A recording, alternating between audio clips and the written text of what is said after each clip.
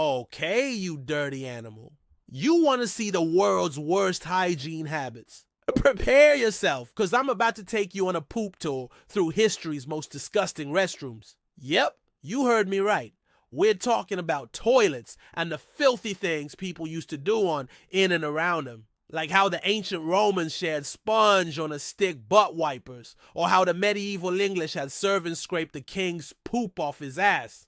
Yeah, it's classy stuff. So hold on to your nose hairs and brace yourself for some serious stank face, because once you hear about these bathroom practices, you'll be glad you never sat on one of these toilets. Welcome back, my little maggots. Today we're going to dive headfirst into the craziest, smelliest things people have ever done on the porcelain throne. It's gonna be messy, it's gonna be disgusting, and by the end, I guarantee you'll be questioning everything you've ever known about toilet etiquette. So grab a shovel and a hazmat suit, because we're about to dig deep into the stinky underbelly of human history.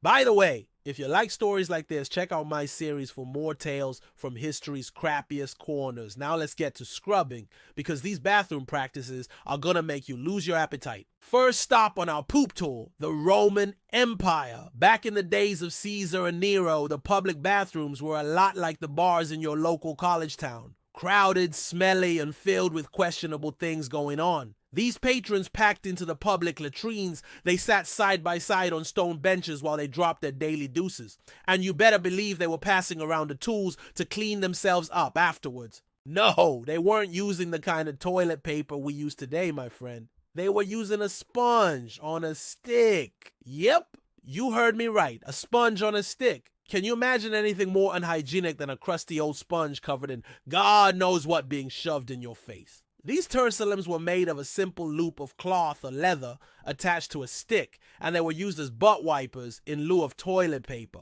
The thing is, these things weren't exactly sanitary. They were used over and over again, dipped into a bucket of vinegar for a pseudo shower.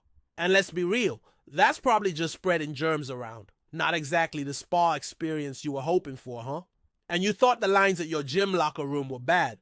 Try going to the bathroom during the gladiator games when everyone around you has just spent hours stabbing each other with rusty swords. You may think you've seen it all before, but trust me, the crappier times just keep getting crappier. Welcome to the next stop on our grossest bathroom habits tour. In medieval England, where the sanitation situation was, well, shall we say, not up to par. Imagine walking into a room where the king himself has just finished relieving himself on the throne.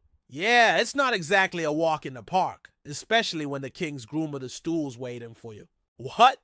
Never heard of the position? Don't worry, you're not alone, but trust me, you're gonna want to hear all about it. The groom of the stool was a real job, and yes, it was as disgusting as it sounds. This poor sap was responsible for wiping the king's ass after he went number 2, presumably with a small velvet hammer and a prayer. To make matters worse, the groom had to inspect the king's poop on a regular basis to make sure everything was running smoothly, if you know what I mean. To be fair, it was probably easier than trying to find a seat in a Roman public bathroom. But come on, wiping the king's ass. That's gotta take the cake. So next time you're sitting on a toilet, just remember, it could be a lot worse. You could be in medieval England, so if you thought the last stop was bad, wait until you hear about the bathroom habits of the Maori people in pre-colonial New Zealand. Now, the Maori were fierce warriors, and they weren't afraid to get a little creative in the bathroom department. See? When the Maori captured an enemy in battle, they would sometimes eat them. And you thought cannibalism was just a myth. But before you start gagging, let me explain. The Maori believed that by consuming their enemies, they gained not only their strength, but also their mana or spiritual power. So they weren't exactly doing it for the taste. But here's where things get really gross. After the enemy was consumed, the Maori would collect the leftover bones and place them in a special box as a trophy. They would then take this box to the enemy's tribe and leave it on their doorstep as a message, loud and clear. We ate your people, and now we're leaving their bones on your doorstep. You can't fight us. You might want to check for loose screws. Now you're probably wondering, what does any of this have to do with bathroom habits? Well, the Maori were so proud of their culinary conquest that they would often bring back the entrails and organs of their enemies to cook and eat. They believed that by ingesting these parts, they would gain the enemy's knowledge and skills. For example, If they ate a warrior's liver, they would supposedly gain that person's fighting prowess. And you thought eating McDonald's for lunch was gross. Well, it gets worse. The Maori also had a unique way of dealing with waste. They believed that it was important to bury their poop in a special way to ensure that it didn't pollute the land. They would dig a hole, line it with flax or other natural materials, and then deposit their business. They would then cover it up with soil and rock and leave no trace of their visit. The whole process was accompanied by a ceremony and prayers to ensure that the waste was properly honored. Okay, maybe I was wrong. Eating your enemies isn't the worst thing on this list. But hey, I wouldn't eat human waste either. How about you? Check out this cool thing I found. You can basically turn your phone into a TV and stream shows, YouTube videos, and movies wherever you go.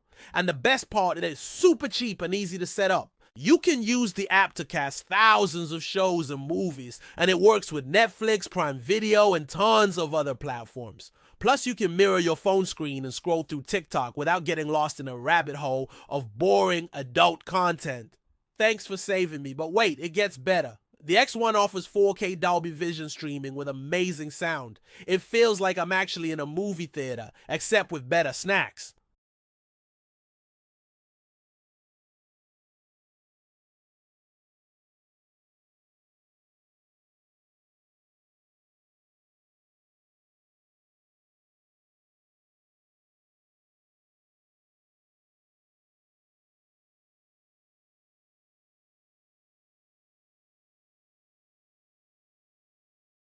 But here's the thing, the Southwestern native people were onto something. You see, they didn't have modern conveniences like grocery stores and prepared foods, so they had to get creative with their food sources. One of their favorite tricks was harvesting prickly pear cactus.